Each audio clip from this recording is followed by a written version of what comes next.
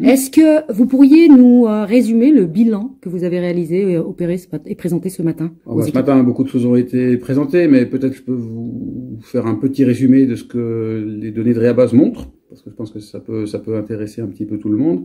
Je vais présenter par ailleurs les nombreux projets et on a vu le dynamisme du réseau.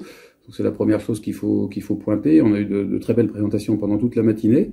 Donc ça, je vais pas revenir dessus. De toute façon, tout va être en vidéo et sera mis en ligne très prochainement. Simplement, parmi les données que j'ai présentées, il y avait des données extraites de Rehabase. Rehabase a été lancé, ça fait un peu plus de 8 ans. La première extraction a eu lieu en août 2018.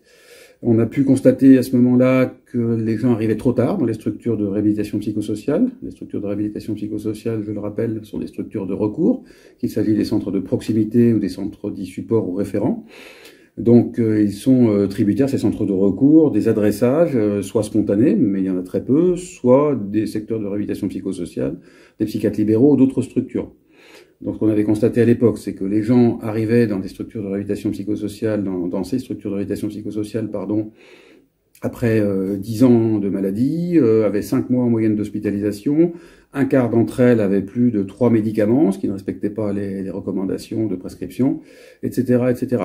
Donc j'avais insisté sur l'intérêt d'un accès plus précoce dès 2019, puisqu'on avait traité les données début 2019, et j'ai présenté ces données-là dès la réunion du réseau du printemps 2019. Ça avait été publié entre-temps dans Psychiatric Services en avril 2019, donc on avait tout ce qu'il fallait pour dire qu'il fallait promouvoir l'accès de personnes plus jeunes à la réhabilitation psychosociale, sans exclure les plus anciennes, mais que les personnes les plus jeunes devaient accéder pour éviter des pertes de chance.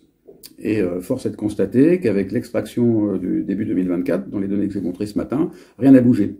Donc ceci ne me remet nullement en question le travail des centres de réhabilitation psychosociale, qui aident les personnes qui leur sont adressées, sauf que ce ne sont pas les bonnes personnes. Ce sont toujours des personnes qui ont 10 ans de maladie ou 11 ans de maladie, 3 médicaments ou plus pour un quart d'entre elles, 5 mois d'hospitalisation en moyenne, etc., etc. Ce sont exactement les mêmes chiffres qu'il y a quelques années. Mais comment vous expliquez cette continuité? C'est très simple. Les secteurs ne se sont pas emparés des structures de réhabilitation psychosociale, continuent à croire que la réhabilitation est réservée à des personnes qui sont bien stabilisées, qui sont en avant dans le parcours, bien avancées dans le parcours de rétablissement ou de dégradation. Je ne sais pas comment il faut l'interpréter. En tout cas, qui attendent que le temps passe et que les personnes n'aient plus beaucoup de réactivité, n'aient plus beaucoup de spontanéité, de capacité d'initiative.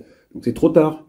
Nous, ce qu'on souhaite, et je le dis depuis le début, c'est que des jeunes accèdent à la réhabilitation psychosociale pour préserver leur capital, pour mettre en évidence et préserver leur capital, et éviter cette spirale descendante. Là, on laisse les gens continuer la spirale descendante et on les envoie au bout de 10 ans. Donc ça ne va pas. Donc j'ai proposé 2 choses ce matin. D'une part, que les centres de réhabilitation psychosociale communiquent en direction de leurs partenaires pour que des patients plus jeunes leur soient adressés. Ils doivent se débrouiller pour trouver la bonne solution sur leur territoire de santé.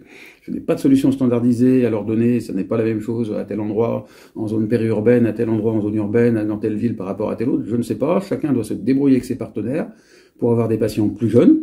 Première solution. Deuxième solution, qui passe par la formation que ces structures peuvent déployer, former les secteurs de psychiatrie générale. Ça, c'est ce que je prône depuis maintenant 4 ans et demi, que j'ai mis en œuvre sur le pôle centre Rive-Gauche, puisque je m'occupe d'un secteur de psychiatrie générale où nous faisons ça depuis le 1er janvier 2020. Donc je sais que c'est possible. À eux de le faire sur leur territoire de santé.